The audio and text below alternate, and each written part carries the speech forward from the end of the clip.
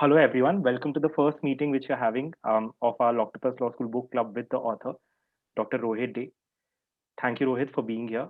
It's really, really nice that you've come to speak to us. We are very excited to talk to you. Thank you so much for having me. I was just telling Umang and Sonali that one of the when you write a book, it sort of disappears into a kind of vacuum, and occasionally you get reviews in newspapers. We don't really have a sense of what people think about it or have a dialogue. So I'm really excited that one of the results of the pandemic has been these conversations. So looking forward to it. Thank you. We're also looking forward to it. Like as all the people who joined us today, like know Rohit, and obviously you're here to talk to him. So I'll keep the introduction very, very brief. So Rohit, as you know, has written this book which we read last month, which is the People's Constitution. And Rohit has had degrees from Princeton, Yale, and NLS. He's also assisted at the Supreme Court of India with Chief Justice KG Balakrishnan. He's currently an associate professor of history at Yale. His interests include law, history, and if I understand his tweets correctly, also fiction, music, politics, and pop culture as well. So we really hope all of you have lots of questions in all these areas because, like I'm sure we have a lot to take back from this meeting. Also, for people who don't know, Rohit's also an artist. He's the one who's drawn all the stick figures in the cover of the book, which is something I got to know yesterday. So that's also another story we must ask Rohit how that happened. Like before coming here, Rohit said that he wants to have a conversation with us and not have a lecture. So therefore, like it's up to us to get him to answer as many of our questions as possible and keep him with us for like as long as he can be here. He's currently right now in the UK, and there's a time difference of like around 5 hours between us. And we are very glad that he's also braved the lockdown to come and speak to us here. So thank you again for that, Rohit. Um, in the Loctopus Law School Book Club, what we realize that we like lots of people are like writing about law in like without like cases or commentaries where they place law in say the culture in which like things happened or the history of it. So therefore we realize that now like the way people are talking about the law is increasingly becoming different. So therefore we'll also see what kind of new books we can bring out and see how it shapes our understanding. So the last month we've read your book, Rohit, and it also like brought a lot of facts which we never knew of because like we spent so much time in college, but like still small things which like a fact, for example, hits you and then like it opens up a different interpretation of an issue altogether. For Yeah. example, like India having X number of lawyers or the Supreme Court being in a particular building. So therefore, like we've had like a very interesting time reading your book. Our book club also comprises of people from like all walks. For example, we have students, we have practitioners, we have also academicians and people who've been in the study for a long time. So it was really nice to read your book and get different perspectives. So um, I'll get to the first question straight, which was something which all of us really wanted to know. So today on Amazon, there's one book which costs around 400 rupees in hard copy. It costs around 1200 in Kindle format. But surprisingly, the paperback version of it is some 2900 rupees. And that book is your book, Rohit, A People's Constitution. So that's what we Okay. were all wondering that how does this pricing mechanism work? Because like we all understand Kindle to be the cheapest version and like paperback and then hardcover, but this was something which was completely opposite. So I didn't actually know the paperback price. Thank you for letting me know. So this is actually an IP lawyer's question, and I'm almost embarrassed that I didn't anticipate it when I was signing my book contract. So the way book publishing works is my primary contract was with Princeton University Press in the US, and I gave them my rights for international publication and digital rights. And then there was an agreement with Penguin India to have specific rights for South Asia. So the hardcover that you see, which is the lowest priced of all of them, is the Indian version, and it is priced by Penguin to appeal to the Indian market. The Kindle version doesn't seem to have, I mean, I hadn't realized this, and I will keep this in future and sort of advise other writers to do so, is that currently the Kindle version that you can access is the international version. So its price is what the international price is. And as far as I know, the paperback has only come out internationally. So if you're buying the paperback from India, it's going to be sent to you as an exported book from outside. Uh, I I was told that Penguin will bring out a paperback quite soon, but I think the pandemic has held up the sort of production costs of it. So thank you for bringing that to my attention, and it's something that I think I should have anticipated, and it's also, I mean, it's been a interesting. I mean, negotiating the contract was also interesting because it brought up also questions of whether what images I can use, do I need to pay anybody for the use of these images, and the fact that copyright laws in India are very different from copyright laws outside. The biggest difference between the Indian and the US editions is the American edition has a map. And it's a simple map showing the districts in which prohibition was imposed in the 1950s. But I was told that if I had the map in Indian edition, the book would require clearance from the Surveyor General of India. So any book with a map of India has to be approved by the Surveyor General's office to mark that the borders are accurate. And in case they are not, at least according to how the Indian government believes them to be, there'll be a stamp on that page saying the border is inaccurate. So it seemed to actually make sense to just remove the map altogether. And what you have instead is a poster from the prohibition period from Bombay at that time. Oh, wow. And like here, I'd also request all our attendees to like be involved as much in the discussion. You can use the Q&A box and ask as many questions as you want. You can also raise your hand if you want to add if you want to have a follow-up question to whatever Rohit has just said, and we'll also like just make you a panelist so that you can speak. Other people who've also submitted their questions can like will be later coming on video and then answering the question, asking the questions from Rohit himself. So wow, that's very interesting. Like how this entire like this negotiation came to being, and like how you had to like remove certain bits. So this entire book seems to have gone through like an entire bureaucratic process, I think, of itself, because you talk about how nobody had like access to the Supreme Court records room, but you but because like you were working with the Chief Justice of India, that's how you got the access to that. So one thing which we all wondering about is how did this book come along? Because like as we understand, it also seems to have taken a considerable time, because I think you got the access to the Supreme Court records room somewhere in the late 2000s, and this book has come out like 2 years before. So can you just walk us through how like the research question came to your mind, how it crystallized when you were researching, and how like it finally came down to the book which we see today? Sure. It's the longest story, so stop me at any point if you want me to sort of be brief or wrap it up. The book is essentially based out of research I did when I was doing my PhD. And the reason for doing the PhD was, like many people here, I did a law degree in India, went on to do a master's, and I actually began a PhD degree in law. And I think the question that really interested me was what explains this peculiar durability of the Indian Constitution. And it's peculiar for a couple of reasons. One is that if you look at sort of longevity of constitutions in the post-colonial world, it's quite short. Actually, even in Eastern Europe and Latin America, it's quite short. Most constitutions fail to survive a year or two after their founding. All our neighboring countries have had multiple iterations of constitutions. The Indian one almost seems an exception in its sort of long duration. And it's even more surprising when you think about the fact that we are not a particularly law-abiding culture, either in terms of ordinary people or the state.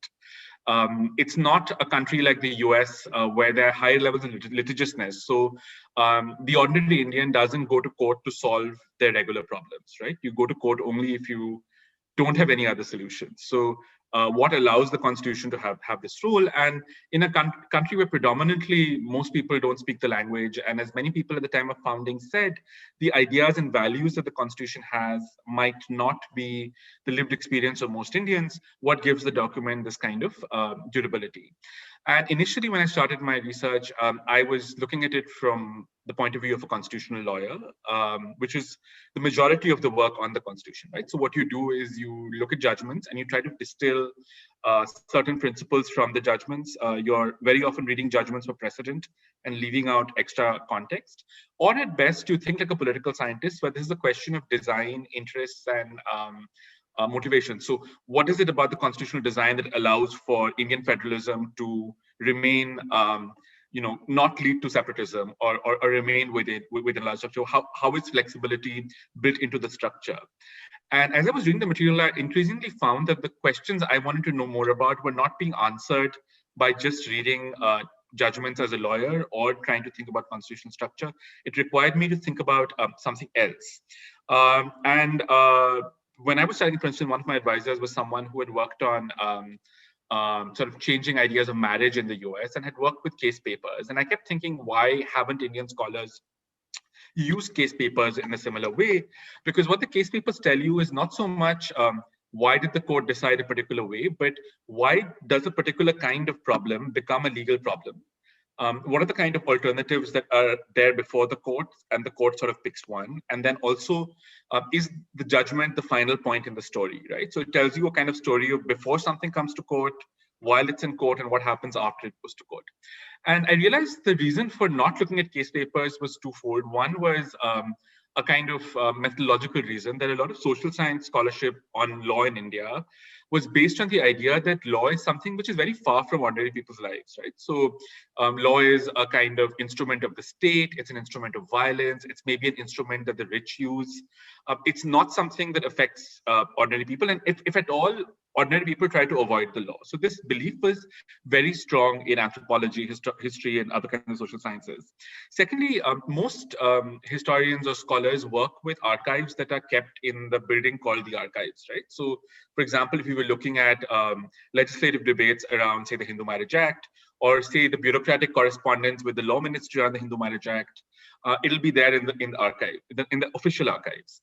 But court records, because Indian courts are mostly official courts of records, were just kept inside the court building itself. If at all they're used by advocates on record to pull up like a particular file. So when I sort of approached the court, I mean, they of course said that they had all the papers, but they were very puzzled as to why I wanted to see it. And I'm grateful to Justice Balakrishna, but even he needed a lot of convincing. And he kept telling me the judgment is published. What do you need? What do you want to do with the file? And basically, you know, in the end, he was like, okay, do whatever you like. I'm giving you permission for 3 months. Go in and look at these. And the files themselves weren't in a great condition. They were stored in the basement of the Supreme Court. I was lucky that the Supreme Court ordering system allowed me to pull out. If I knew a file number, I could get that particular file. But Kalyani Ramnath, who's another legal historian trained at from NLS, worked with the Madras High Court. And you know, when she went there, they said, okay, all cases from 1942 are in this room. So, you know, pulling out a particular case is almost impossible. So I think that was, I mean, that's partly why research took time. And the process from research to writing is a long process, especially because my daily job is to sort of go into a classroom and teach. So the writing of the book is sort of what I do when I'm not preparing for class or engaged in my regular duties. So most books have a long gestation period. I'm hoping to be faster with the next ones. No, but like if the books are going to be like what it came out to be, I think we'll all wait for your next book also.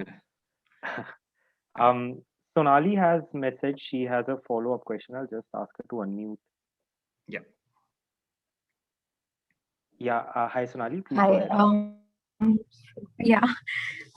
You've spoken about the record room briefly in the book, and you've spoken about the record room in the sense that how far removed it is, while within the chambers of law, it is also not within that entire area. Yeah. Now in the times of now that e-courts have judgments available for the past 10 years, and you can actually record anything and everything based on the FIR number or charge sheet.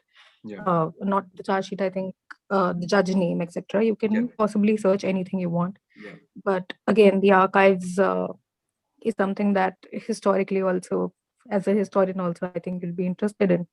I wanted to ask you, how do you see, probably this question is misplaced a bit, but maybe just wanted to ask you, how do you see the materiality in terms of that, and when the code is translated, almost removed from the very place in terms of just the written word or the paper, and also the spatiality of it, in the sense that how the court is now digitally working in the times of COVID, and far removed from the code architecture, and also far removed from where the material was already there in.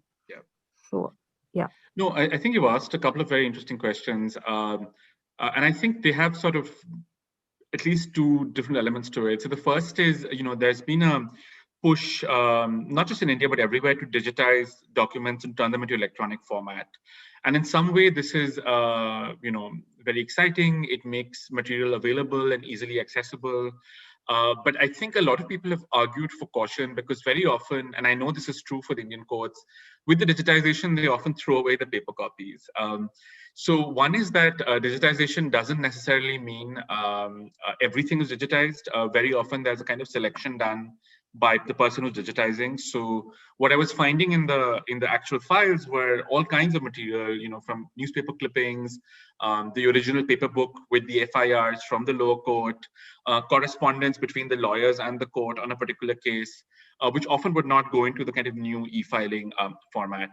The second part was that, we sort of see digitization as the best point of technology. But if you just think of like in our own lifetimes, how technology has changed, it's not clear that all digital formats have durability, right? So for example, if you had, I don't know, most people here are too young to remember, but those of us who use floppy disks and save material on floppy disks and CDs in the late 90s, early 2000s, it's now impossible to retrieve them, right? Or there are also older websites which just don't read with the new kind of format. So it's not always clear that digitization will preserve things for eternity. It's definitely a welcome step in making it accessible. The second point about e-courts, I think, is a really interesting one. And I think the question of how far is the court from ordinary people is one that animates the book as well. So even in the 50s, we find that the high courts are a lot more active, independent, responsive than the Supreme Court. And there are a number of reasons for it, including the kind of people who get made Supreme Court judges. But there's also a story of the Supreme Court being more removed from the kind of local bar and the everyday sort of bustling cities of Bombay, Kolkata, Allahabad. When Supreme Court set up in Delhi, a lot of lawyers objected to it. They said Delhi doesn't even have its own high court. There is no bar in Delhi. The legal quality of the city is quite poor. The crowds of people who show up in the courts in Delhi in the early years were mostly other lawyers and maybe some politicians. When you had cases heard in Bombay or Allahabad, you had like ordinary people thronging the courtroom trying to follow the proceedings. So just changing the physical space changes who can engage with it. And we see this happening both with the kind of live coverage of judicial hearings. So, websites like yours, but also a number of your peers have really changed how journalists, law students, academics think about the law and make visible what's happening in the courtroom. Recently, there was some commentary suggesting that the creation of online courts has allowed lawyers, excellent lawyers who are based outside of Delhi or other metropolitan centers, to appear more regularly before these forums.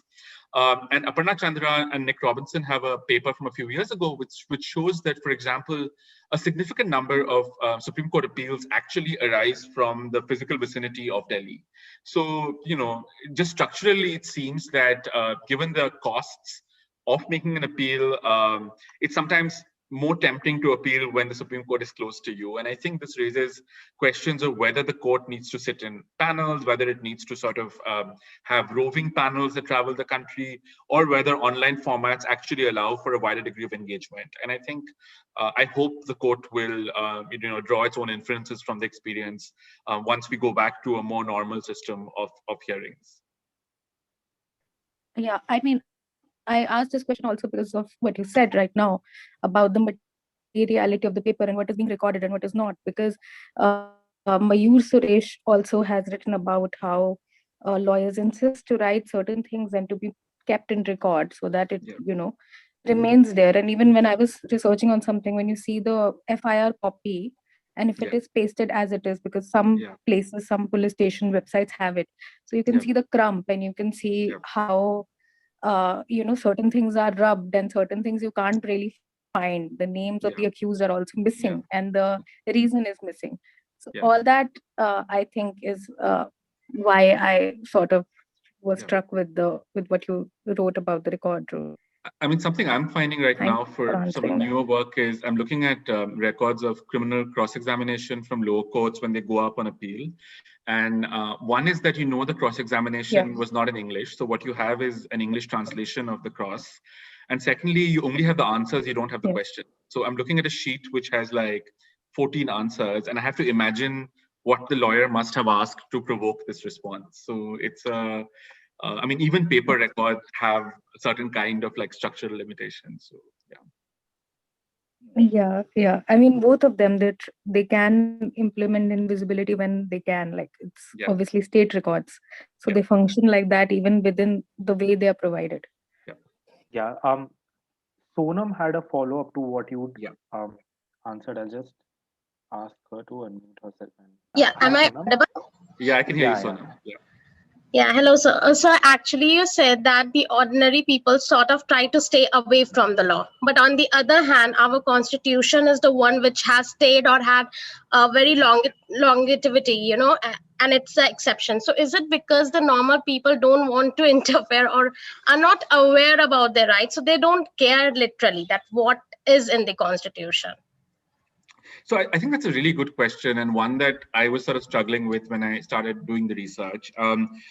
So I don't know if I have the correct answer, but I have a sort of I make a sort of suggestion in the book, which is that there's a difference between ordinary engagement with law and constitutional engagement that involves the state. So if you look at rates of litigation in India, particularly civil litigation, it was the highest in the 1920s and 30s, and it's been declining ever since. So despite more courts and more people, it's less likely that ordinary Indians will take other individuals to court. But what you've been seeing exploding in is really a number of cases where the state is a party.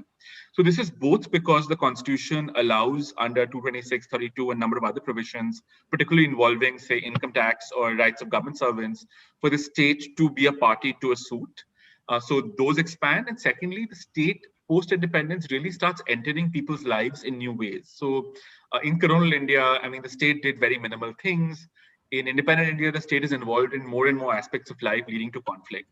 So the reason why the Constitution, in some ways, has a long life and has more interaction with ordinary people than, say, contract law in courts, is because in most cases of contract disputes, they are resolved outside of the courtroom, right? But Yes, when the state is a party, sometimes your only sort of way out in desperation is to use the court to either block state action or to get a response from the state. okay, sir. Thank you. Thanks. So the next thing which I wanted to ask Rohit was like how does your legal training help you in like teaching and studying history?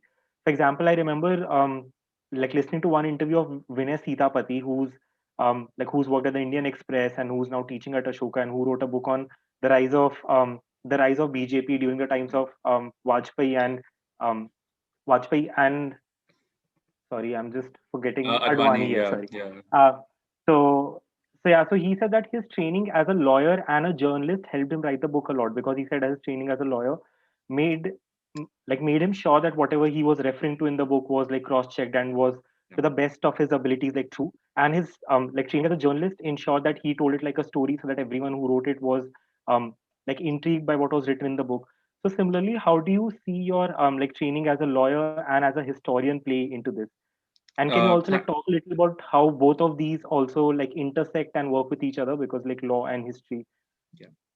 Thanks. And that's a good example. You know, Vinay and I were in college together as undergraduates in law school, and we also did our PhDs together. So Vinay has a PhD in political science. Uh, so there are ways in which legal training helps you notice and recognize things that historians sometimes don't notice and recognize as sort of ways of study or thinking about it.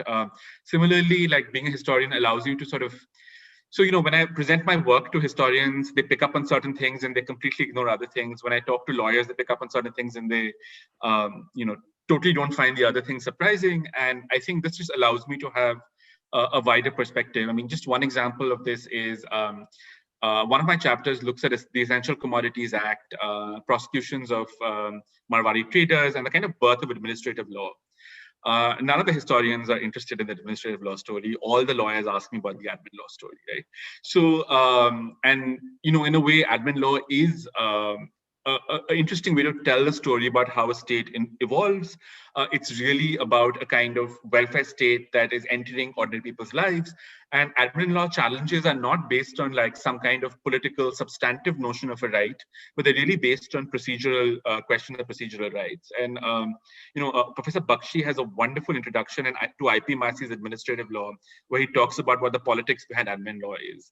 But the regular lawyer isn't interested in the politics behind admin law, and the historian, like when you look at admin law cases, you just glaze over, right? What is delegated legislation, and why should this be interesting? So I think one is that it allows you to see things in different ways, and it makes visible things that other people might not notice. I also think at a certain point, there's been both from the right and the left the belief that law is about power. Those who are powerful run the legal system, and I think legal training, at some core element requires you to believe that, okay, look at, yes, recognizing that it works better for the powerful or for dominant interests, there are ways in which it has some kind of technical functional autonomy, and small things can happen. And I think I think I've been attuned to that, and I think that's at least influenced how I write. I disagree. I mean, the one point I disagree with Vinay is that I think ways of claim making are very different in law and other social sciences. So as a lawyer, you want to win your case, right? So you make an argument and you provide all the evidence that is important to make your argument. And then you kind of minimize or discredit evidence that cuts against your argument. As a social scientist, usually you begin with saying, I'm probably wrong, and here's my evidence, but here's why all my evidence has lots of flaws to it. I'm leaving out economists from it because I don't think anyone has the kind of confidence economists have in sort of making proclamations around the world. But most other fields are a lot more careful about the argument they make, and a lot more careful not to look like they're advocating a particular cause. Lawyers don't have that problem. I also think there's a difference between what counts as evidence. So I think lawyers understand evidence very differently from other social scientists. And one of the challenges, particularly for doing historical work, is that, in many ways, in many cases, the evidence is not retrievable. So some of my petitioners, people who work in other countries ask me, okay, so, there's this woman called Husna Bai. Who was Husna Bai? What, we only see her in the legal record. Can we find her anywhere else? And if I was working in the US or Europe, I could probably find records of her from local censuses, housing records, tax records. We don't have those kinds of resources in India, right? So I can't go and find this real person who lived in the past outside of what I see in the court record.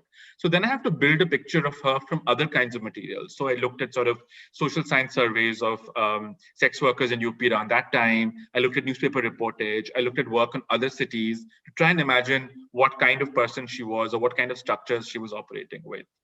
Both lawyers and historians tell stories, so I think that's the big similarity that we have. But if you kind of read how Supreme Court cases sort of make historical determinations, most historians would sort of throw up their hands in horror and say, you can't do this, right? So I think the internal workings of what counts as evidence, what counts as truth is very different between these two. So while we are at this topic, would you also please tell us the books or authors, thinkers who've shaped who you are, and what your ideologies, what your beliefs are? And at the same time, can you also give us some recommendations for people to read at, say, various stages when they are starting at law school, they are practicing? Because I remember reading somewhere also that you said a strong and backing. Academics. Yeah. And academics. I'm here from the humanities, so please, that too. Yeah. Yeah, I remember you saying that a strong backing in legal or constitutional history is very important for any lawyer. So we'd love to hear what are the books that have shaped you, and take recommendations from you for both fiction, non-fiction, because you also love fiction books from what I've seen. This could be a really long answer because I'll start going through a variety. We are all ears, yeah, please. Yeah. In the Indian context, if you're interested in thinking about how the law works, the book that I found really influential was K.G. Kannabiran's set of essays called The Wages of Impunity. Kannabiran was one of India's most influential civil liberties lawyer from Andhra Pradesh, passed away a few years ago. And what's interesting about Kannabiran is that, clearly he is someone who's defending unpopular causes and unpopular clients, and the kind of people who are, facing a kind of brute violence of the state. So, and some of his clients are people who don't believe in the law and the Constitution, right? So one could imagine that coming from there, you sort of have your faith in the law and the Constitution kind of erode. But I think what the book shows is how you might recognize limitations within the legal system and sort of still choose to sort of work with it, and what are the ways in which you can work as a kind of ethical lawyer. Other work, I mean, there's been work that was important and interesting historically. So I think here of Professor Radhika Singha's work. It's a book called Despotism of the Law, and it's really a story about how modern criminal law comes into place in colonial India, and often there's a kind of like difference in logic between the logic of the colonial government and the logic of the people this law is governing. And in the same trajectory, thinking of the early work of Mark Galanter or Upendra Bakshi. Outside of sort of specifically writing on Indian law, or the other person whose work I think is really important in thinking about South Asian legal history is a scholar called Mitra Sharafi.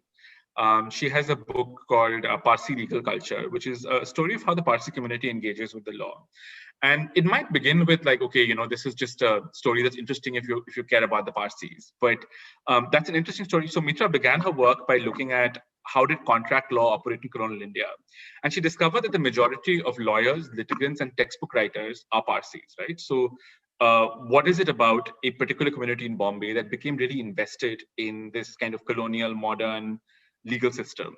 And in some ways, how did this sort of foreign, British, European kind of imagination of contract law become Indian? And she sort of shows that by looking at how a very influential community really takes this foreign legal system and makes it one that they use for their regular disputes and things like that. And they're interesting innovations. So one of the only jury trials in India today right now is the Parsi Panchayat in Bombay, which still hears matrimonial cases.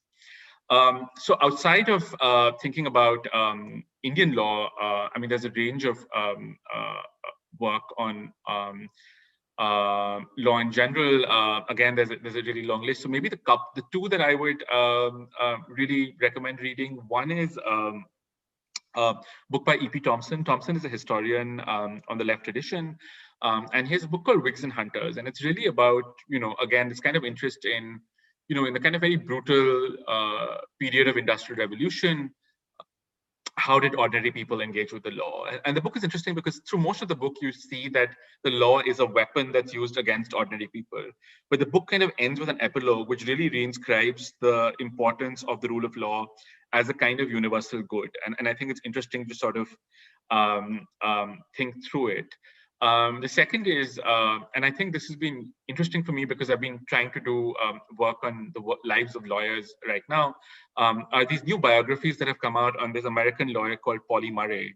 So Murray is an African-American queer woman lawyer who, has been a very visible figure for a long time, but was often ignored in sort of conventional histories.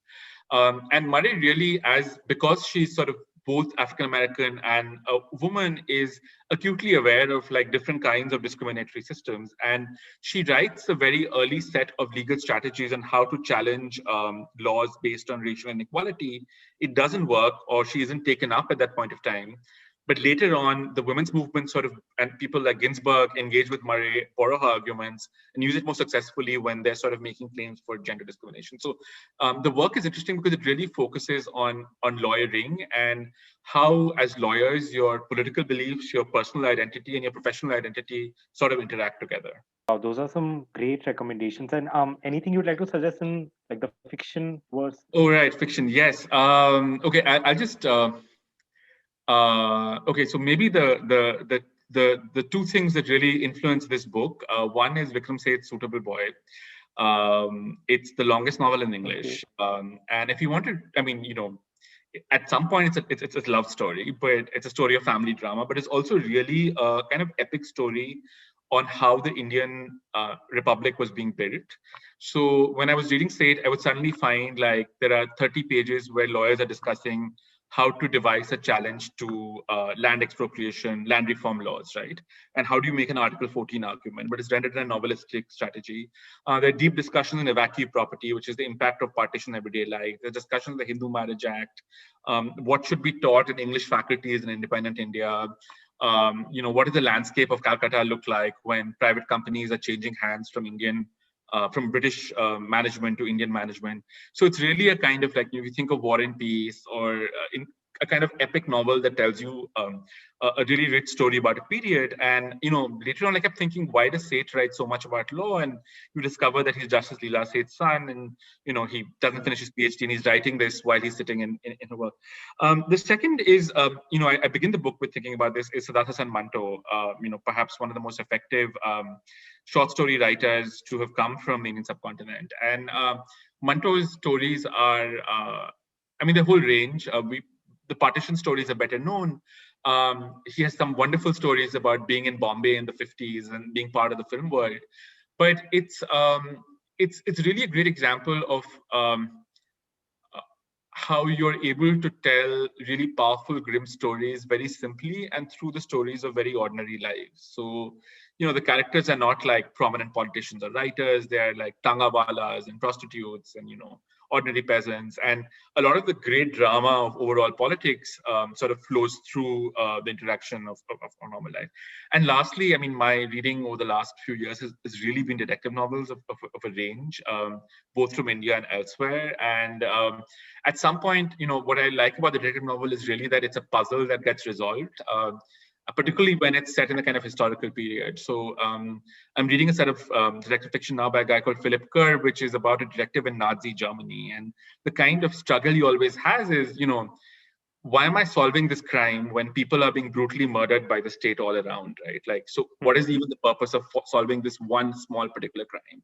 So, it's a fun read, but it also raises sort of important, larger questions in the background.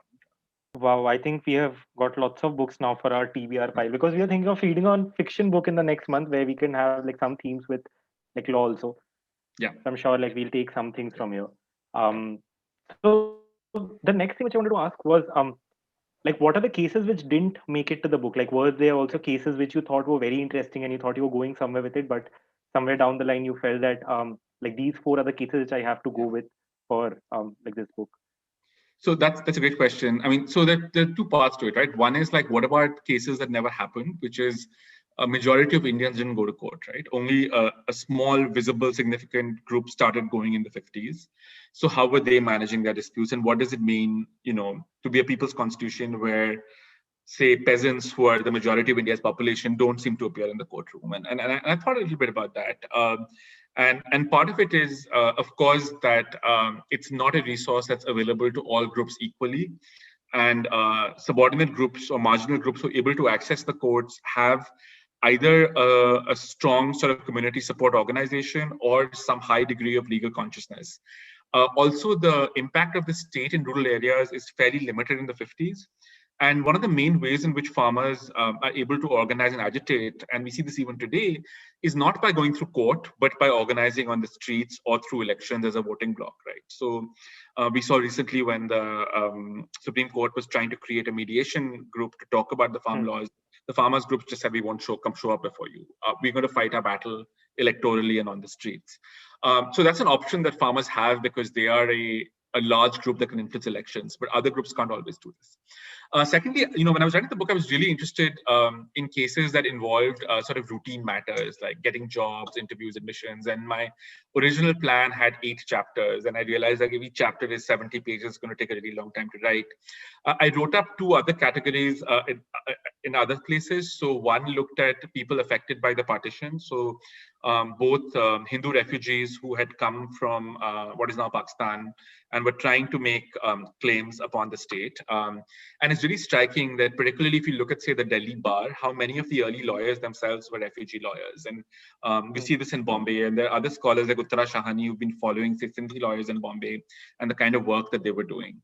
The second group, of course, was alongside Hindu refugees of the partition were Muslims who were being dispossessed and being forced to leave because of the violence around partition. And we know now that Muslim immigration wasn't always voluntary. There were many people who didn't want to leave, who either sort of left temporarily because of the violence, or were literally forced to leave their homes because of sort of violence and other kinds of pressure.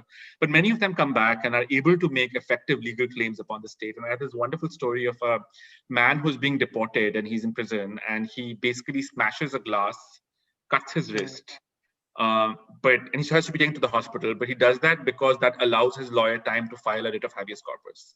So there is a kind of like law as a mark of desperation.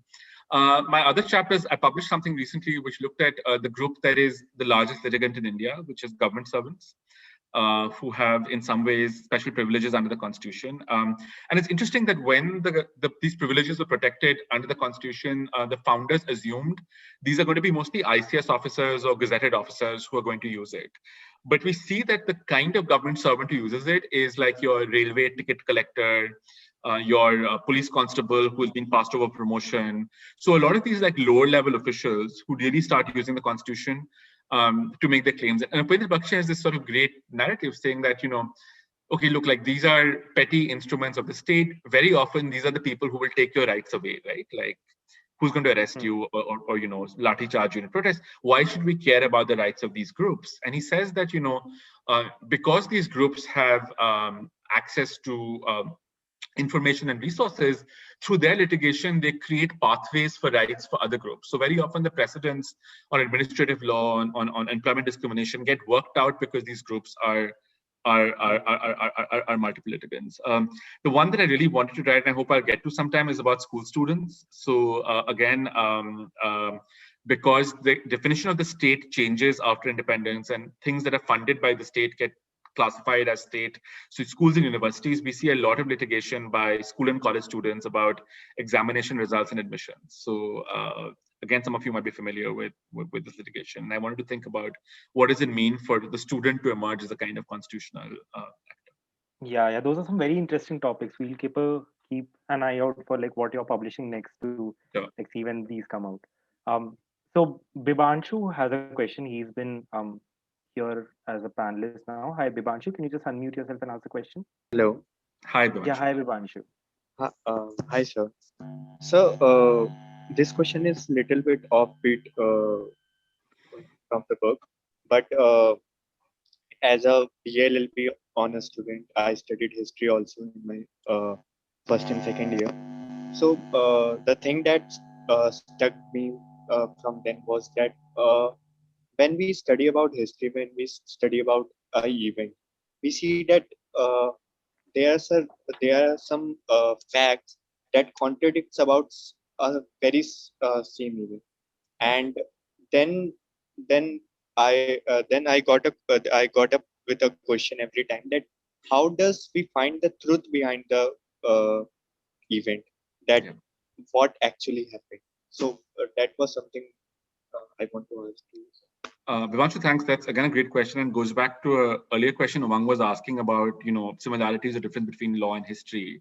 And if you think of the work that lawyers do, it's mostly trying to reconstruct the narrative of events themselves, right? Like, where were you when the murder happened, and how do we prove that, right? Is your writing is your writing sort of offending the interests of a particular community or not? And law developed a certain kind of protocol around rules of evidence to establish this truth. So we have a very complicated Evidence Act, which allows for how you can determine, you can prove certain things. But we do know that sometimes there are things that might be true, but can't be proved because of the regime of evidence. Right? So very similarly, historians have had to deal with two kinds of problems. One is that sometimes there is no evidence because the person or the kind of people you're looking at have not left behind material to support their vision, or there is multiple conflicting evidence. And how do we sort of read these together? And people devise different kinds of methods, but they have to explain themselves, right? So why do I rely on X's account as opposed to Y's account? Or why do I think, even though X has no account left, has not left an account, how can I sort of imagine what X might have done based on other pieces of evidence that we have?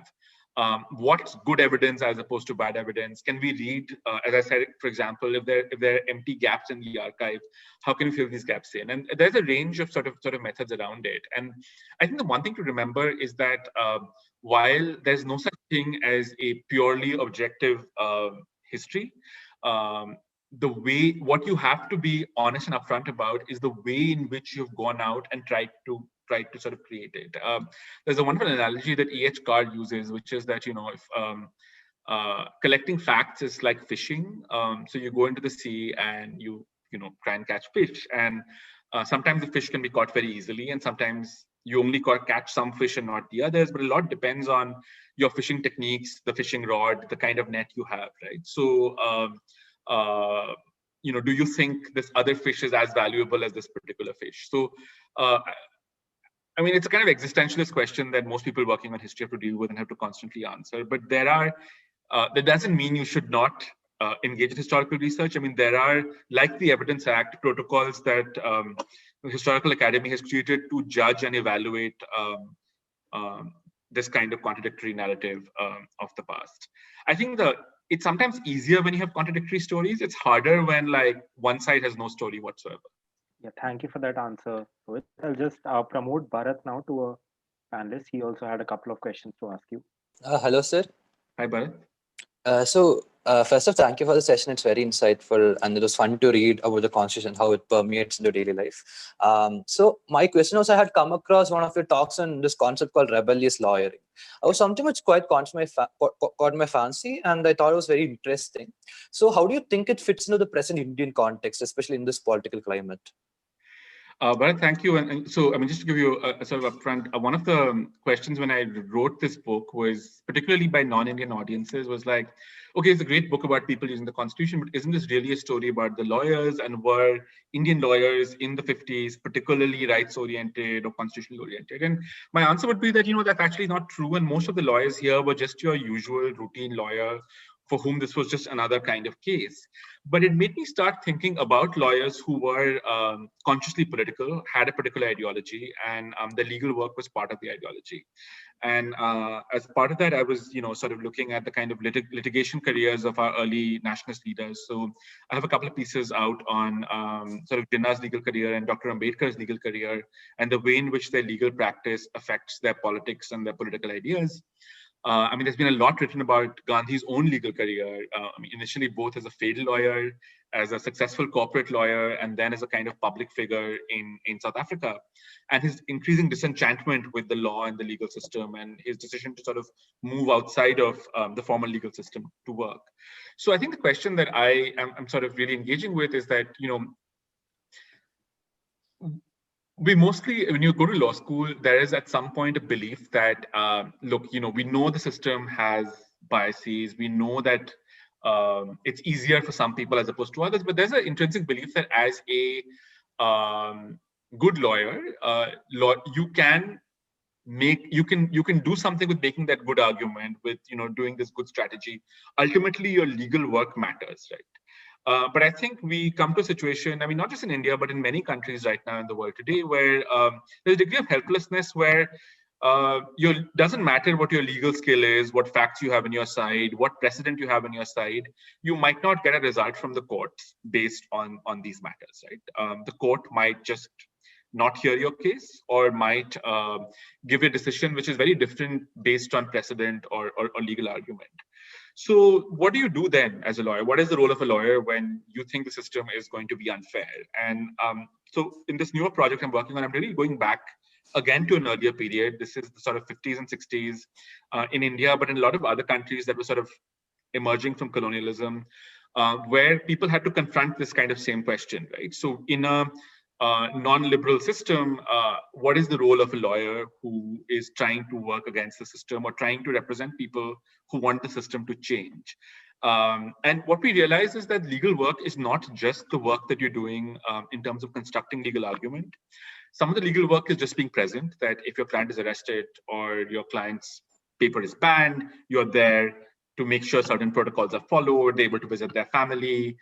Sometimes we see court cases become points of organization. So I've been working on these cases called the Telangana 12 trials, which are So at the time of independence, there was a rebellion led by peasants in Telangana against the Nizam's regime. And even when the Indian state took the Nizam's government over, the prosecutions of these peasants continued, and many of them were sentenced to death. And there was a kind of jurisdictional problem. So when the challenges went to Supreme Court said, well, the constitution did not apply to Hyderabad when they got the death penalty. So it's not clear we have jurisdiction to, challenge this death penalty. So unfortunately, these people will be hung. And under the Nizam system, the only person who could sort of overturn this was Nizam himself, and Nizam had no power. So these guys were stuck in a kind of judicial void. So that's when the lawyers, remarkable people like Esad Chari or Daniel Latifi, began a kind of international campaign, drawing on like leading civil society figures like the Curies who won the Nobel in France, Paul Robeson, a big letter writing campaign, really puzzling Nehru, who kept saying these are petty criminals, why are they writing these letters, making them into heroes? But ultimately, the Indian government is sort of forced to change death penalty to just life imprisonment. And eventually, some of these peasants eventually get elected to parliament, right? So there are ways in which the lawyers then, instead of focusing on courtroom activity, focus on organization and other kinds of creation. And I think a lot of the interesting stuff that also happens is how there's a turn towards changing legal education. And a lot of the kind of legal education that many of you have got have been a result of figures like Lotika Sarkar or Upendra Bakshi and others trying to change the kind of formal way in which law was taught. So if you were looking at sort of law curriculums from the 60s and 70s, it's fairly dry. It's sort of contained as this is just about how we understand rules, precedents, procedures. A majority of lawyers did not go to class. They signed up for a law course, interned with another lawyer, and then just gave exams at the end of the year. And the kind of new law program was meant to connect law to other kinds of social questions, economics, sociology, history, and also to see law as an instrument that shapes other kinds of relationships. I mean, there have been varying levels of success in different law schools. Some have done it more effectively than others, but the desire has been there. It's really come from this idea that law cannot be seen as a distinct practice, distinct from other kinds of social and political struggles. Yes, sir. That's actually a very interesting concept to think about. And I think in the long run, that's something which is very useful for the law society as a whole, right? Yeah. And so the second question I had was, so over the course of your book, you must have had conversations about the constitution to a lot of people, right? So, sir, I was curious about how the Indian constitution is perceived internationally, and on the conversation you have had, what are some very interesting takes you found on the constitution on an international level? Thanks. There's been a sort of burst of writing around the Constitution in the last 2 or 3 years. And Professor Nirja Jayal at JNU had this great comment. She said, why is it that at the moment when one can say the Constitution is in some kind of crisis, is there been a kind of efflorescence of books about the Constitution? So are they connected, or are they just random events happening at the same time? Surprisingly, the Indian Constitution for a long period wasn't studied or thought about outside of India, and actually even inside the Indian Academy. So, between Granville Austin's sort of big book on writing the Indian Constitution in the 1964 and the kind of work that has come out in 2010, like for 50, 60 years, there were very few scholars who looked at Constitutional Assembly debates, who read and engaged with constitutional texts, or who saw the Constitution as something that, unless you were studying for the civil service exams, or you were studying to be a lawyer, was not something you studied, right? It was, barely part of your civics curriculum. Outside of India, it was studied either as an example of a kind of how can a multi-ethnic, diverse society come to an agreement on certain principles. So people tended to focus a lot on the questions of reservations and minority rights, federalism. But again, the engagement was not systematic. It was just with certain aspects of the Constitution and not the Assembly as a whole. And I think the interesting thing in the last sort of decade or so has really been the taking seriously of the Indian Constitution writing project, at least, as a space where new kinds of ideas were generated globally. So there's a wonderful short essay in the seminar by Professor Uday Mehta, where he says that until the Indian Constitution came about, there was a general belief that liberal societies cannot address questions of social and economic deprivation without becoming authoritarian. And the big example is French Revolution, right? Or the Russian Revolution. The moment you try to resolve social and economic inequality, you become a tyranny. But the Indian Constitution very clearly makes social economic justice sort of its primary aim, and at least functions electorally as a democracy over a period of time, right? So whatever other issues one can have, it has a system of regular elections and a kind of popular legitimacy to the government, which is pushing for economic and social transformation. So he argues this is a kind of unique moment that comes about. Ornit Shani's work sort of shows that in some ways, India is the largest extension of universal adult franchise in the world. So when India sort of creates universal adult franchise, countries like France have just given women the vote.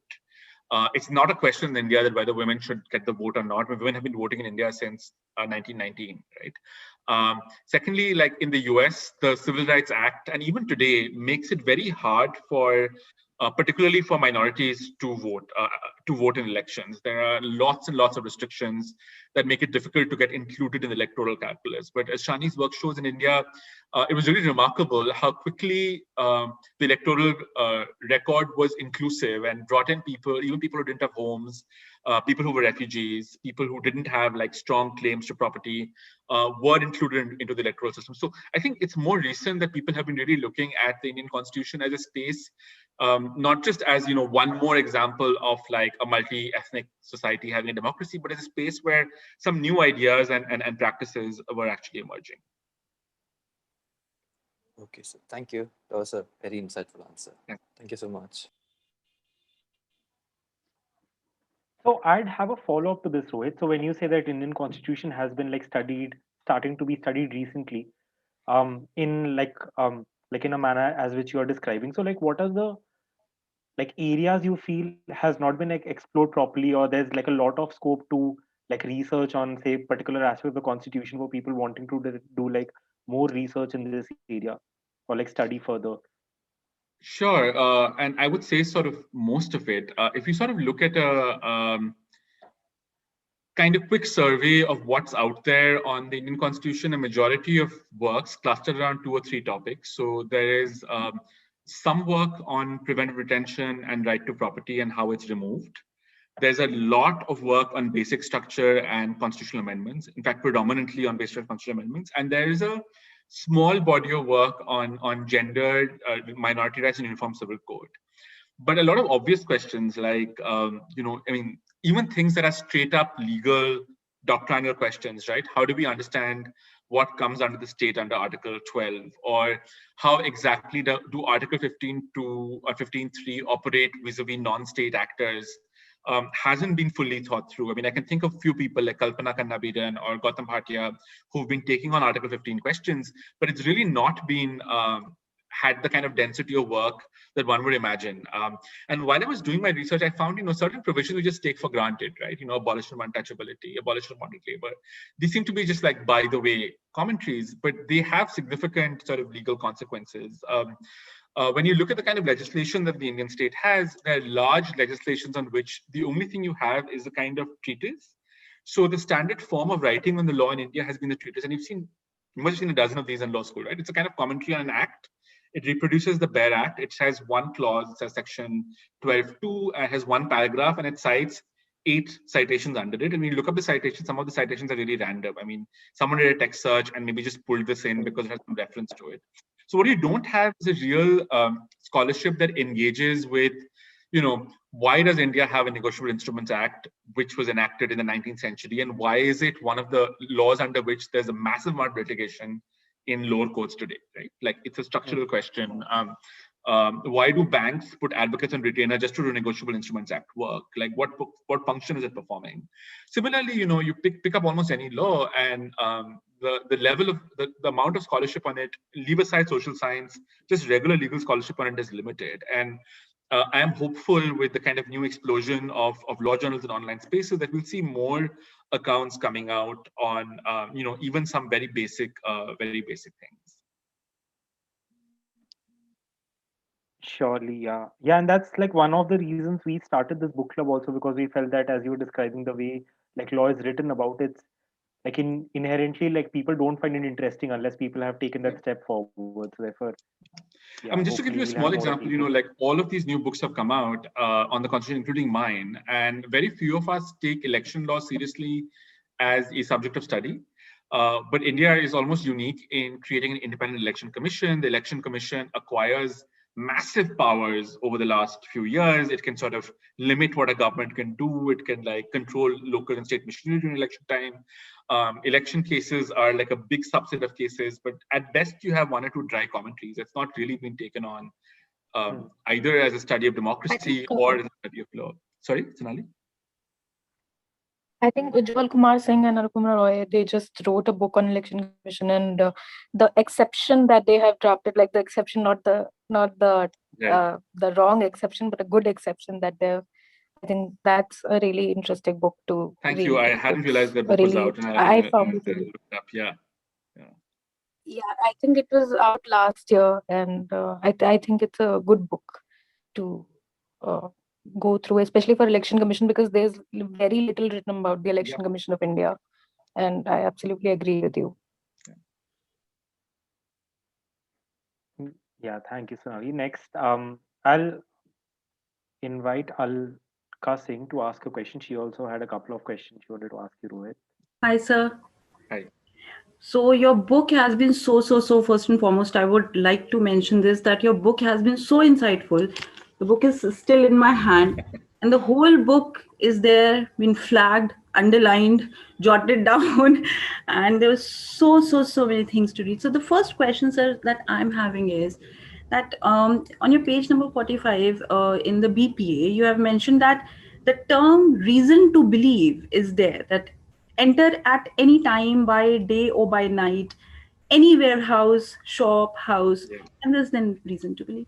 So, sir, my question was that how and where do we draw a line with this term, because this has a very broad narrative, and we have seen in many laws, not only in BPA, but in many other laws like TADA and Makoka. NDPS, Right, we have seen. So where do we draw a line? And isn't it that it gives a lot of draconian power in the hands of the authority? So your thoughts about it?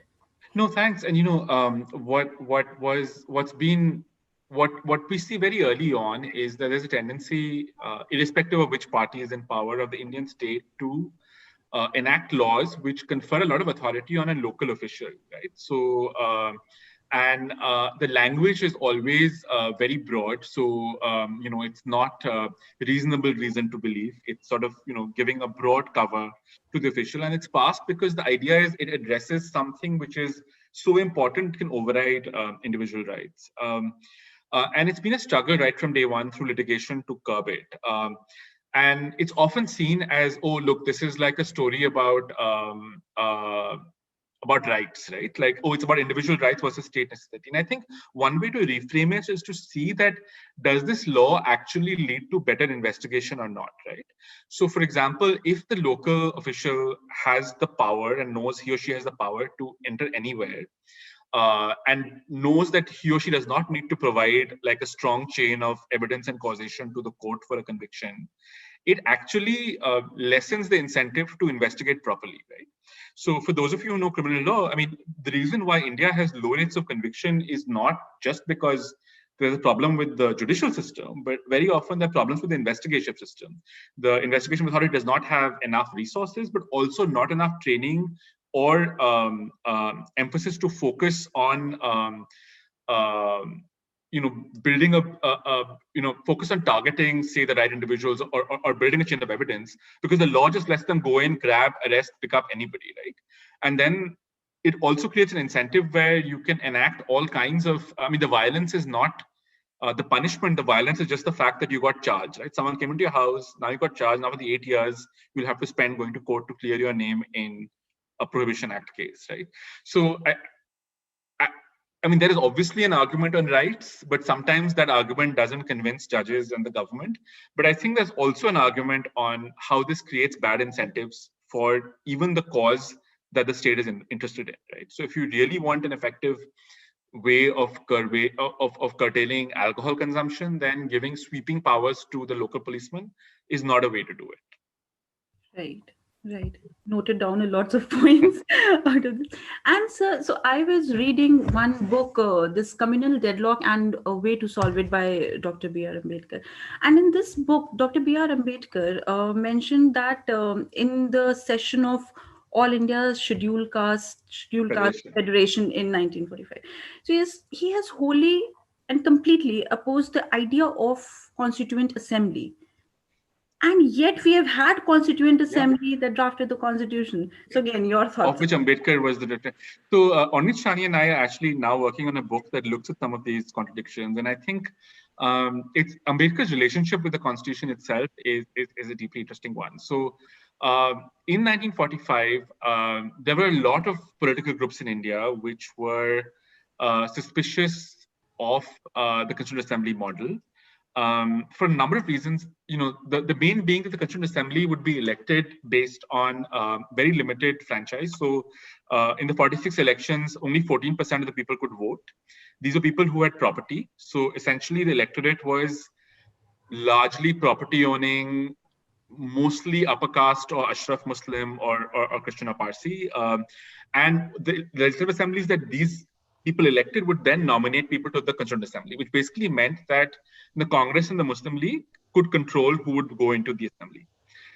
Then for other reasons, partly this sort of conversation with the Muslim League, the Congress said, we are not bound by any terms when we enter the assembly. Once we enter the assembly, we can write whatever constitution we want. We are a sovereign body, right? So if you were a group like Dr. Ambedkar belonged to, which was a group that, because of the franchise rules, under 52, Dalit electoral power was very limited. So he knows that even if he's in the assembly, he has very limited power to sway things. Similarly, lots of other groups, the Socialist Party, for example, so Jayaprakash Narayanan, Kamala Devi, Aruna Asaf Ali, all of them said, we do not want to participate in the Constituent Assembly. It's not based on universal adult franchise. This is a very preliminary objection. And on the first day the assembly meets, if you read the debates online, in December 1946, you have, M.R. Jaikar, who's sort of close to the Hindu Mahasabha. You have Dr. Ambedkar, and you have representatives of princely states, all of whom getting up and saying, look, we can't start work until the Muslim League members are here, and we really shouldn't pass anything unless we have a sense of what legitimacy is. But by 47, partition is a done deal. It's clear that the assembly is here to stay.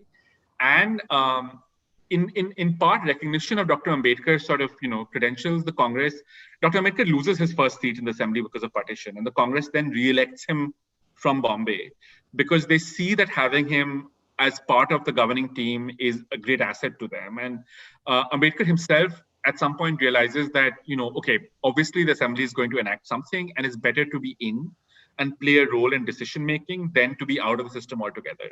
So the socialists, for example, who refused to participate initially, like in 47, they write to the Rajendra Prasad saying, okay, now we want to come in. But Prasad says, sorry, you guys, didn't want to participate, you stay out, right? So Ambedkar goes in, and I think there's recently a book by Akash Singh Rathore, there's also other writing, which shows that his role is critical in lots of spaces. So unlike, very problematic book by Mr. Shourie, which suggests that Ambedkar did not play a role in the assembly. Contrary to that, Rathore and others have shown that he plays a pivotal role. So for example, even in my own book, I find that originally cow protection was going to be a fundamental right under the Indian Constitution, right? It would be a clause. And the argument was that it is my fundamental right to protect the cow, right? So you could do a lot of things for it. And if you look at the assembly debates, it looks like the motion is going to pass. And then Thakurdas Bhargav, who's advocating the motion, next day comes to the assembly and says, I talked to Dr. Ambedkar last night, and we're going to put this in directive principles of state policy, right? So clearly he's trying to play a role in leveraging and creating compromises. He's also plays a key role in putting the word fraternity into the preamble, in pushing for the abolition of untouchability. And there's a lot of opposition to a blanket abolition of untouchability in the assembly. So his role there is like, okay, ideally this should not be the way the assembly was elected, but now that it has been elected, I'm going to work with it and make things possible. My best example of how the constitution becomes acceptable is that two groups oppose it, right? So by the late 40s, the Communist Party of India is like, we do not believe in this assembly. And the organizer, the RSS mouthpiece, says this is a European law. It is not Manu's law. We're not going to celebrate Republic Day, right? We're not going to hoist the flag. We don't respect it. The first big case under the Supreme Court is the A.K. Gopalan case, where it's the leader of the Communist Party who's filed a habeas corpus petition and a challenge to the law. And Gopalan is being represented by the president of the Hindu Mahasabha, right? So the two groups who in the late 40s do not acknowledge or celebrate the constitution become the first groups to use it once the constitution comes into force. Because there's a kind of practical, just practically it does things, and it allows them to function as political groups in independence. Right. So, sir, as we have talked about Hindu Mahasabha, cows protection and all, so my one question is that in the light of this present political scenario, do you really think the constitution is serving the intent and the purpose it was originally drafted for? So this is like a much longer conversation, but I think the thing to remember is the constitution was drafted for many different purposes, and its success over the years has been its ability to adapt and remain relevant in different situations. So it's sort of big crisis of legitimacy during the emergency where it really failed. Well, the Supreme Court failed, the High Courts did their job. It really failed to check things. A lot of it was restored because after the emergency, Parliament passed the 44th Amendment that annulled a lot of the 42nd Amendment features.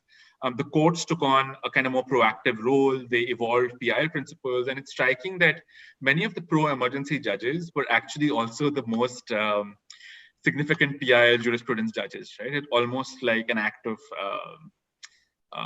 prashchit for the role that they did. So institutions can correct, and they have the resources to correct accordingly. I also think one of the ways which shows the power of the constitutional language is that it's clear that it's not just the job of the courts to defend the constitution. I think we've seen over the last few years how there's a much larger body of people who are reading and engaging with the constitution. Even the fact that 30 of you have shown up for this event shows a kind of public interest in it, which I don't think existed, say, 30 years ago. And I think this is a good sign because it shows that there is an ability to think of a set of political principles that are larger than my individual identity as a Hindu or a man or something like that people are able to engage with. And I'm reminded of an op-ed by Chintan Chandrachud, who is a lawyer and legal academic, who basically says that ultimately the final authority of the constitution is not the court. There are multiple stakeholders to the story, and there are different ways in which sort of constitutional values can be upheld. And I think it becomes a very powerful talisman that can bring a lot of different people together and overcome individual, particular, ethnic, petty interests and allow people to speak in a kind of common language. To what extent will this continue really depends on how institutions respond to this, because ultimately institutions and civil society react to each other, and at some point of time we've seen in our neighboring countries that this relationship has broken down. So I hope that our system remains more adaptable and there's more of a conversation as it has been in the past. Thank you so much, sir. This really gave me a very different perspective, and I believe we'll definitely look forward for your future work. Your book has given us so many things I can't express. It's very reassuring to hear someone who's a practicing advocate say that, because my biggest worry was the lawyers would be like, you've not told us anything we don't know. No, definitely not. And I've been practicing for long with Delhi High Court as well. And earlier I was practicing at Mumbai High Court. And there are certain cases that I've seen with my seniors to Supreme Court. And I assure you, your book has given me personally a lot of different perspective and anecdotes, for sure. Thank you. Thank you, Alka, for your questions. I believe Khushi has something to add or a follow-up on what you said. Khushi, can you please go ahead and ask your question? No, actually, I just have a question. Hi. Yeah, so I haven't read your book completely yet, but I do have a few generic questions, as I am a law student and I'm also keen to know more about constitutional history. And first of all, after reading your book and after meeting you personally, it is a one first-hand experience, and it's a very first experience, live experience for me to meet an author, and it's surreal that I'm really spellbound. So that is one of the things. My question is that what are your takes on the gray areas regarding constitutional interpretations and let's say law commission, and work on making constitution even easier to interpret? So what is something we can add on to, what is something we can do to make it better? So I want to know that. So, I mean, I tend to avoid like giving advice in terms of what would make it better, but let me sort of answer as a historian and try to look at like how has constitutional interpretation occurred. And I think just recently there's been a lot of critique about the nature of judgments and the way in which reasoning happens. Sometimes when you read judgments, you think the court is going to go one way, but the last paragraph suddenly changes it. So I think there's a larger argument for clearer reasoning and a clearer adherence to precedent, because we've also had a kind of situation where sort of parallel benches of the court give completely competing precedent, completely divergent precedents, leaving a kind of state of confusion on the law, right? So, so I think there has been an argument for, clearer methods of reasoning and evidence when you're giving a judgment. I think the Law Commission has an interesting body, and I think, again, understudied. So as many of you know, the Law Commission goes out and asks a range of stakeholders, and in most cases, all of you count as stakeholders for responses to the questions they're addressing. And they try to come up with a kind of comprehensive report and response. There have been several hundred Law Commission reports, most of which have not been implemented.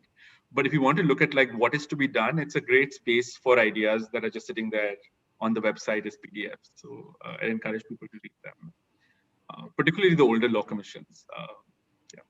Okay, that does answer my question. And lastly, as a constitutional historian yourself, what would be your word of advice to students who want to make their career in, like for me, I want to make my career in somewhat a similar path, which is not that famous and definitely not that known of.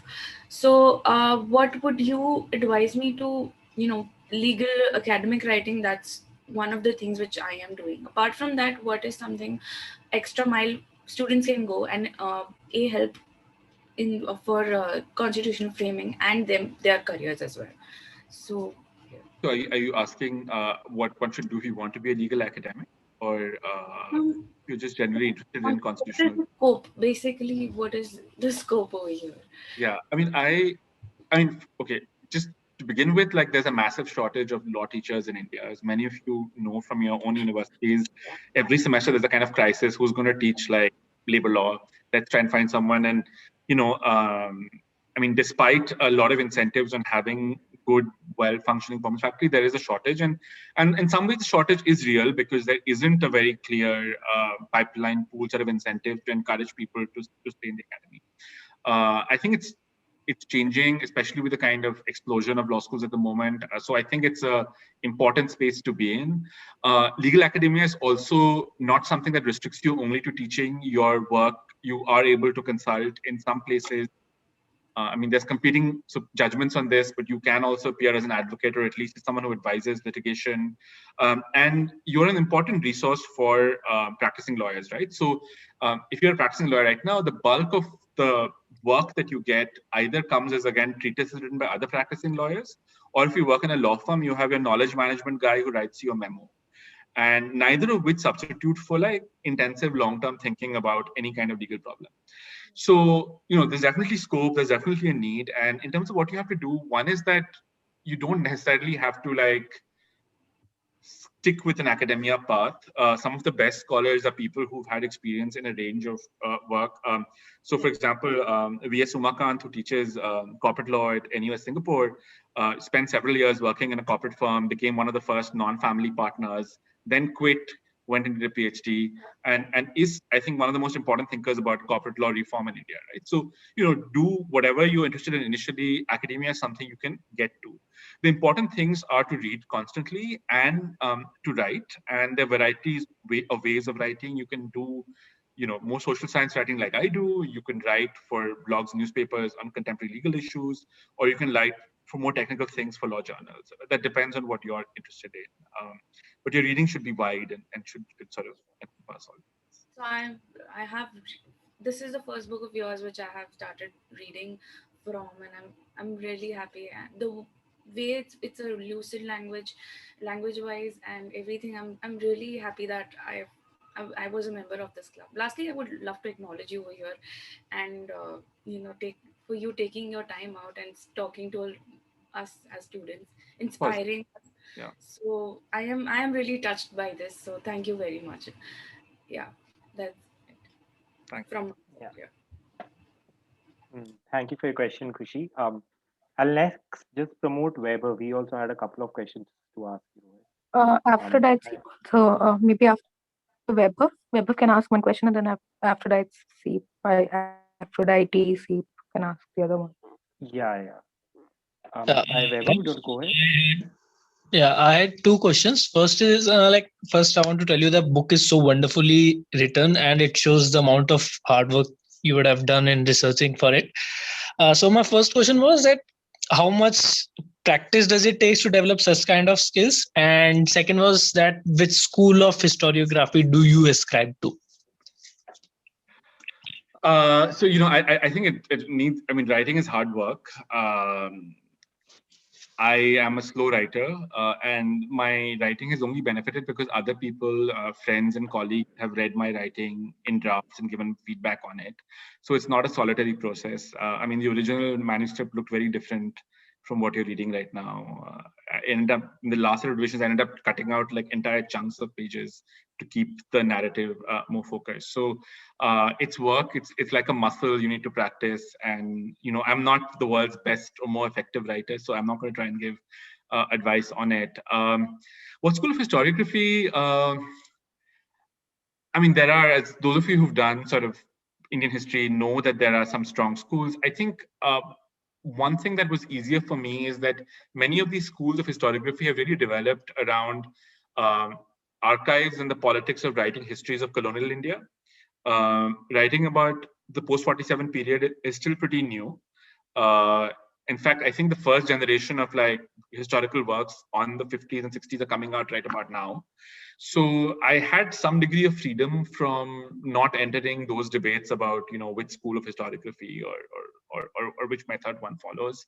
I've read a range of them, and in some of the cases, even my interest in ordinary people was driven by the kind of work done by the Subaltern Studies group in the 80s and 90s.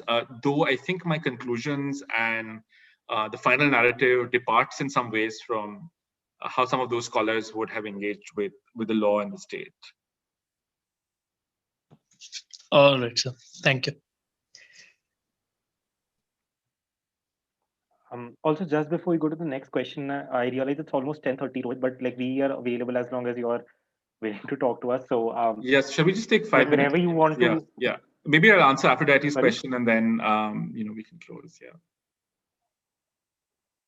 Sure. And if you like want to stay after this also, like we'll be like, because like we have lots of people want to ask you questions. Otherwise, we can just take 1 or 2 more questions and then. Yeah, let's take a few more questions. Yeah, I mean, I'll so maybe another 10-15 minutes or so. Yeah.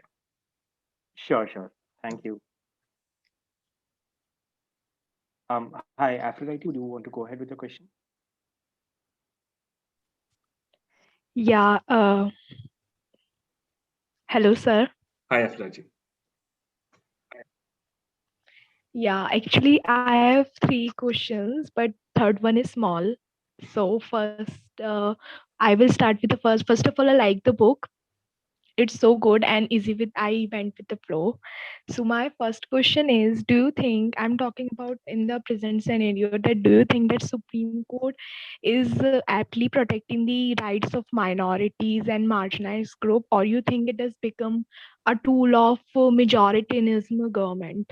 And my second question is, in the third chapter, in the Muhammad Hanif Qureshi case, you think that the individual rights and the right to freedom should be given preference over the particular religion, like right to freedom of religion or not? Or if we restrict the right to freedom to certain extent, so that one will not, one's particular religion will not get blasphemous or hurt like India do. So you think it will like harm the secular nature of India, or it should be as it is? Can you just These repeat are your my just repeat your first question again?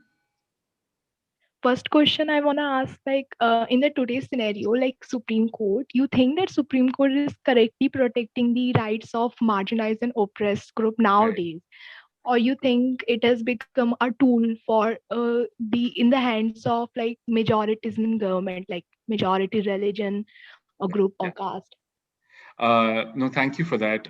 So let me again try and answer some of this historically. If you look at the kind of freedom of religion questions that have arisen in India, they've often been posed as the right of a community versus the rights of an individual. But I think if you start looking at the disputes more closely, you'll realize that the big question really is who speaks for the community, right? Like, what is the kind of authority that speaks for the community? And the nature of the Indian jurisprudence has always been that the final decision is not the communities or the individuals, but that of the judges and the judges' reading of what is the essential feature of religion. So even in the cow slaughter case, the decision rested on the fact that they argued that cattle sacrifice on Eid is not essential to Islam. Very similarly, in other cases involving temple entry, court decided X or Y is an essential feature of Hinduism or Christianity. And every time a court makes such determination, this is not made independently. It's based on the composition of the court and the kind of background of the judges.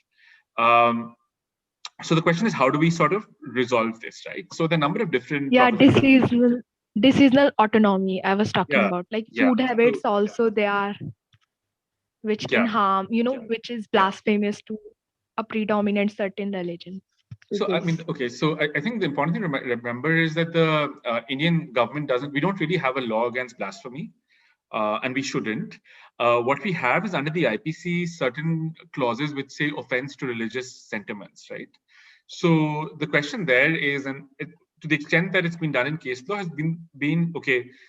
It's not so much the act itself, but where are you doing the act, right? So are you doing the act on a public road where someone from another community might see it and have their feelings hurt? Or if you're doing it inside your house, in which case it's really your own business what you do. So there are ways in which one can arrive at a compromise on many of these questions without necessarily favoring the values of one community all the time over another. And I think the challenge has been that over the years, and I'm thinking here of the judgments that limit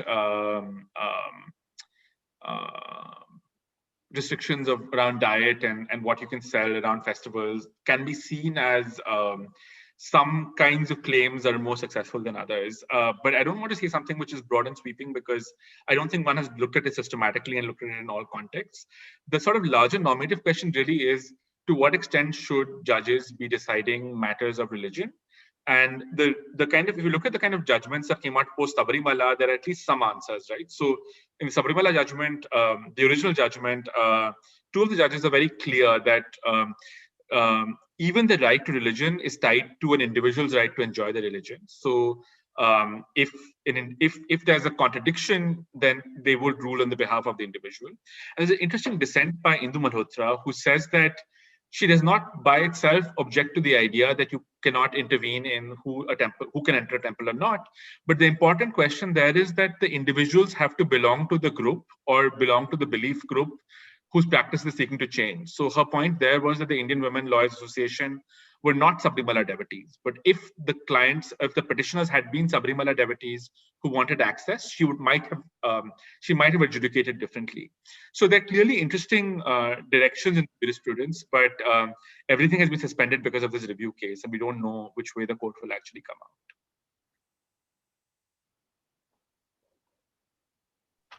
Yes, sir. And first question, Yeah, I thought I answered that part as part of this, but basically Okay. to suggest that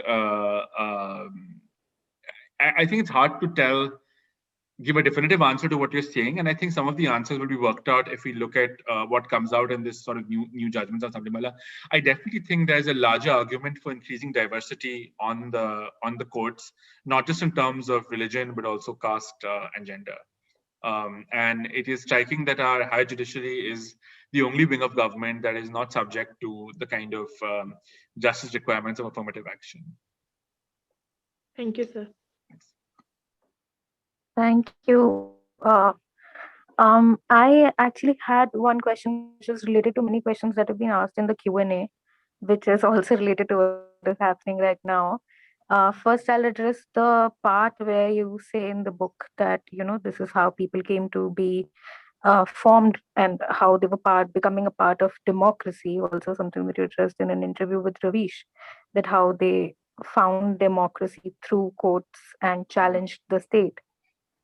You tackled with the judicial part of it. There have been several, several literatures that have and authors that have, or academicians who have tackled the administrative part of it, like how the state, how the paper citizens form. And do you think that while you are also addressing democracy, you're also addressing how people and their the mean making through the state happened and how they came to acquire a place when they were challenging the state through the judiciary, because there was a conflicted reality of citizenship at that time, and because there is a work called Paper Citizen, which talks of how through electricity bills and administrative forms, people make sense of it.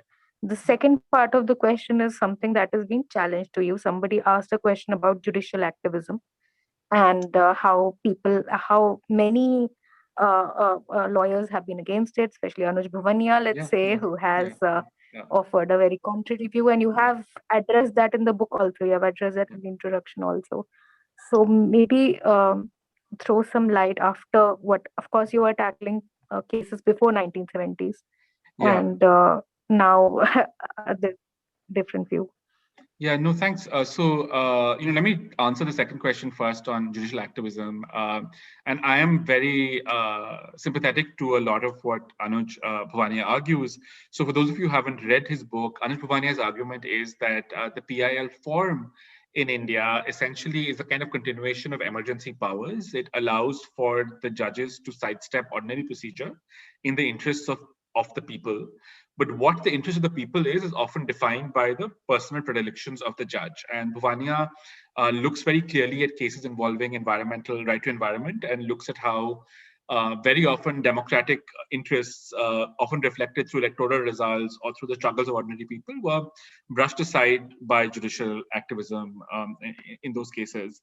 And I think broadly, I am in agreement with what Anuj points out and the way he analyzes the court, though I think the early PIL model, which was in the late 70s, early 80s, was very different from what it became. And the key difference there was that in the early PIL, the petitioner still had a role to play.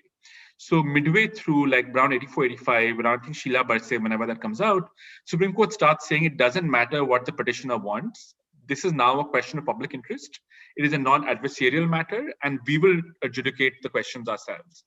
But in some ways, the court is ill-equipped because the court doesn't have a mechanism for admitting evidence, particularly in appellate court hearing. It has to rely occasionally on amicus or on commissions, and increasingly stops using commissions and relies on amicus briefs or requiring bureaucrats to come in and report to court, right? This is in the absence of sort of evidence rules.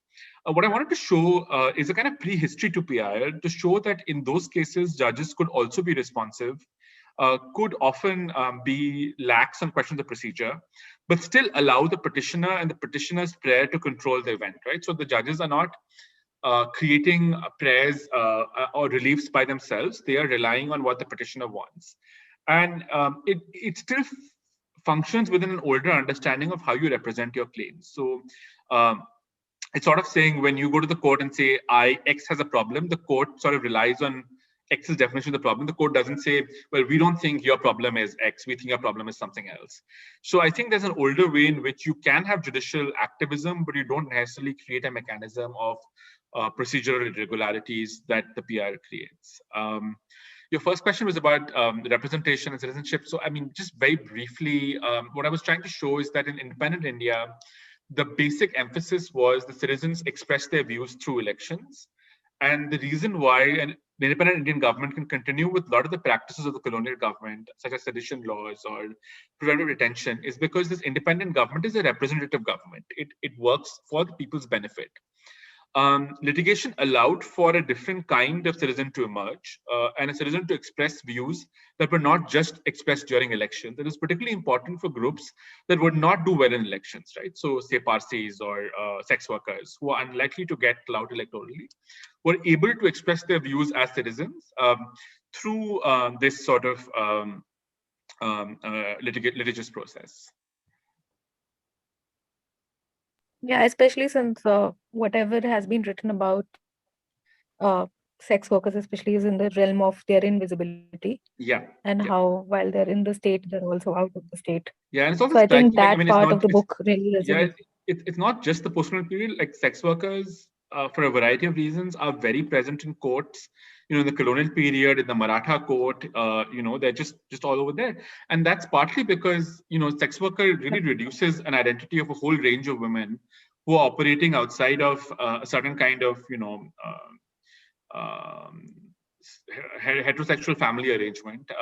And these are often women who exercise and own property and have some degree of agency, perhaps even more than sort of elite women who are within more traditional married households. So we shouldn't always be surprised when we see them in the courtroom. There's a long history there. I think Charu Gupta has written about it in detail, and also like referring to Foucault's work on sexuality. So yeah, I think that part really resonated with me when I was reading the chapter on sex workers. Divya Dwivedi has a, I think. Could we just take the last two questions and then? Yeah. This is the last question. Yeah. Hi Rohit, thank you. Yeah, we're so sorry. Wonderful and beautiful book. Actually, thank you so much for coming. I referred it to my LLM class students. Thank you so much.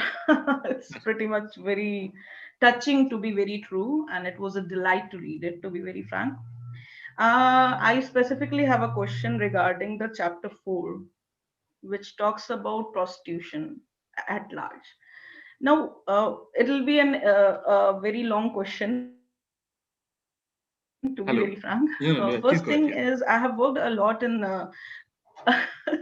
I have worked a lot in those areas. Now I want your views, as in what do you think must have been going through in the mind of the judge at that particular point of time when he agreed to the fact that it is infringing the right to exercise their profession, but later he went against it immediately. Now, first thing is that, do you think it is to do something with the patriarchy, or it is only the social stigma which is stuck to us that there should be no prostitution, but then there should be prostitution because that is a gray area. We do not want to define it. Second is, on a larger scale, why is it, do you think, that society is actually unable to accept it as a profession? It is a person's individual way of thinking, whether he or she wants to be available to several people or to one person.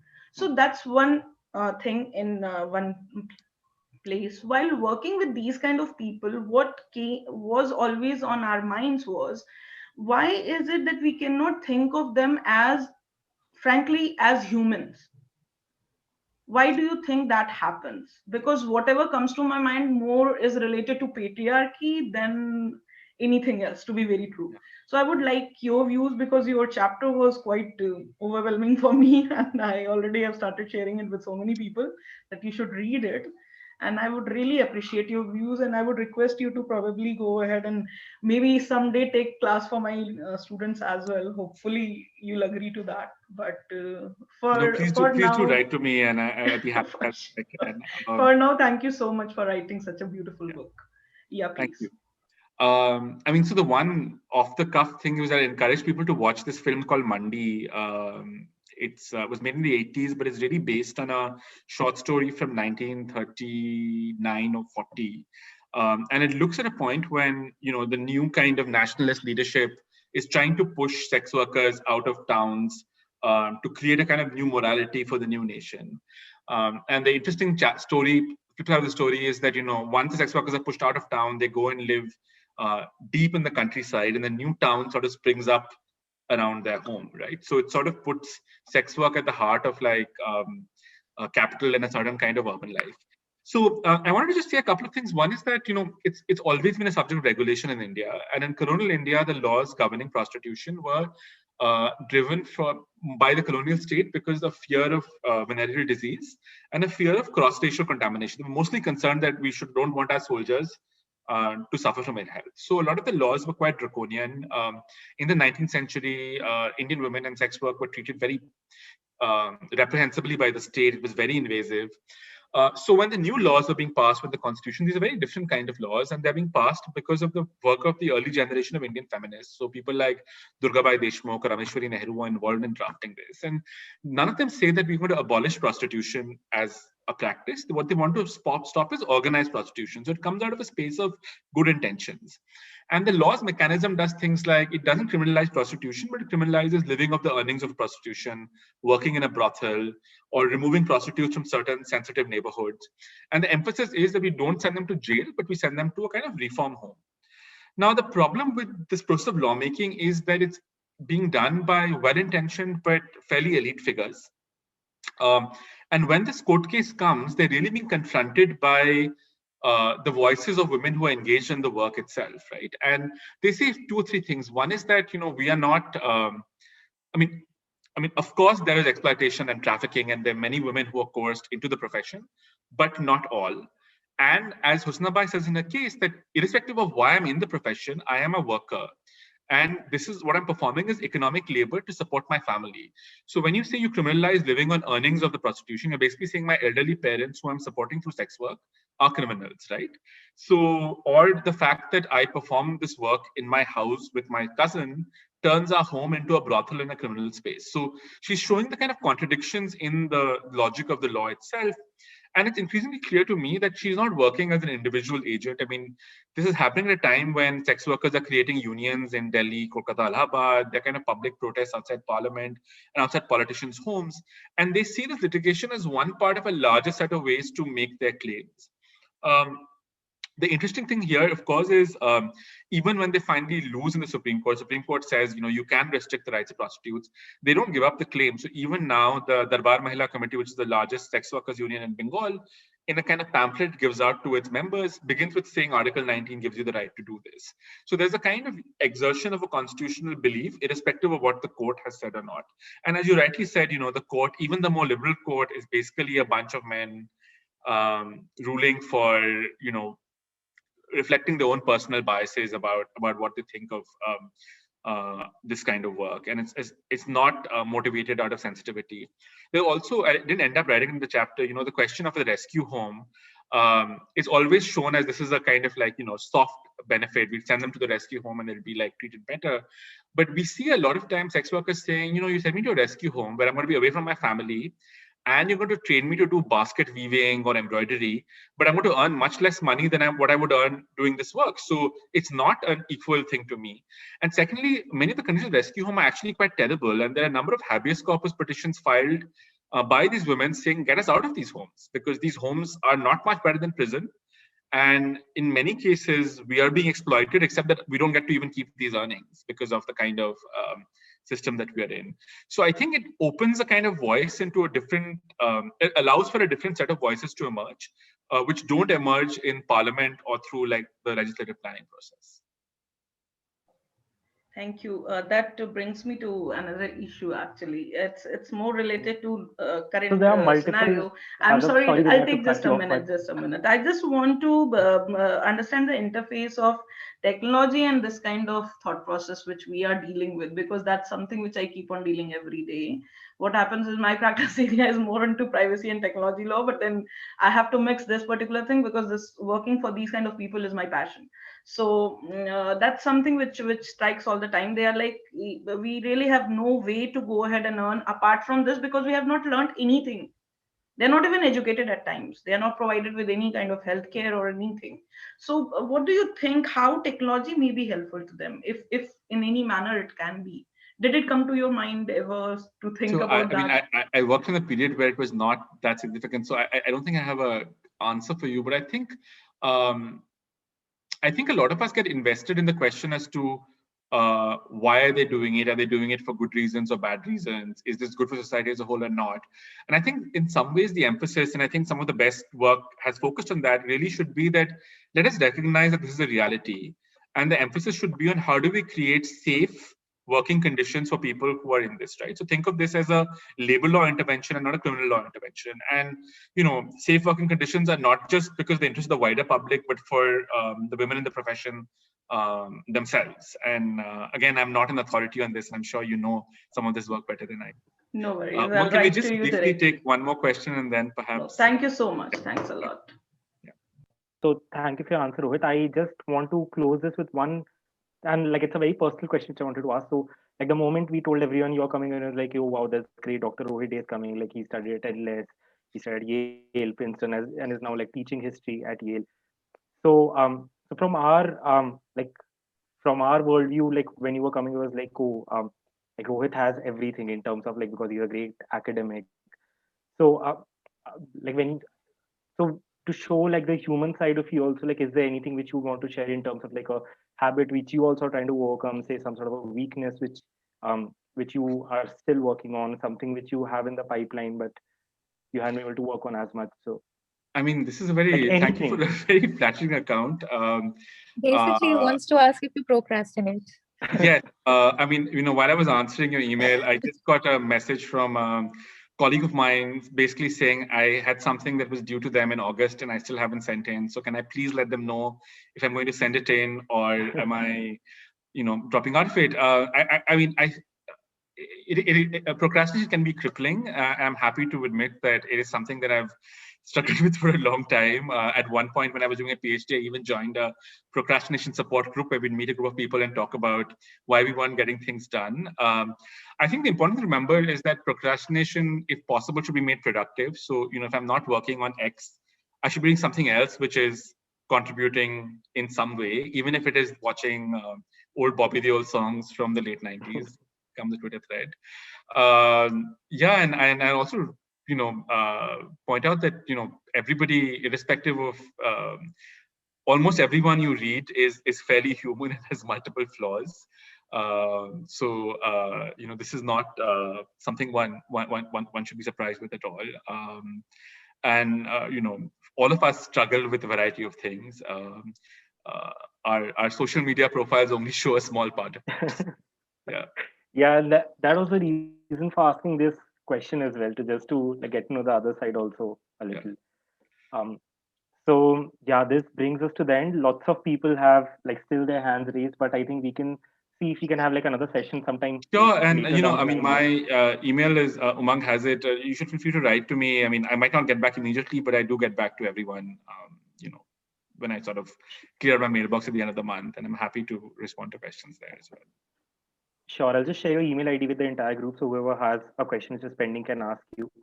I'd like to thank you so much, Rohit, for coming, because you were very approachable, very warm from the beginning. I never thought that messaging you would result in you coming here, but that was very exciting. Also, I think the fact that you were coming to talk to us also made people engage with the book in a much more in a different fashion, because they realize they're going to be talking to the author at the end of it. So that was also I'm sure everyone here has a lot to take back from there. Most authors love to talk to people who've read their books. So you should reach out to other people and perhaps send them an email and not on Twitter, because you don't always read Twitter messages. So yeah, sure. And that's also very surprising. Academics are... Sorry, Sonali? Yeah, academics are really infamous for being very elitist and inaccessible, I'm sorry. But I think you have broken those myths and also barriers. And thank you for writing the book. Thank you for coming they're often here. very busy, but I think most people would be happy to join if you were talking about their work. So I hope you'll have more people coming in later on. And if there's anyone I can introduce you to, for sure. Yeah. Definitely. Thank you so much, Rohit. And I hope we haven't overstayed our welcome also, because we've no, it's fine. I know we said around 1.5 hours, but we've almost taken 2 hours. But it's been a very, very nice discussion. Thank you for that. And We hope you enjoy your evening. Thank you. Thank you so much. Thank you. Bye. Bye. And thank you to all the participants also for joining here at like 11 in the night. It's quite late in India now. Thank you. Yeah, and we apologize that we couldn't take all the questions, and sorry, especially for the people who have raised their hands and others also. You can always mail Rohit, and I think he'll be answering you after a bit of procrastination, so that can work. Yeah. Okay. Thank you, Rohit. Good night.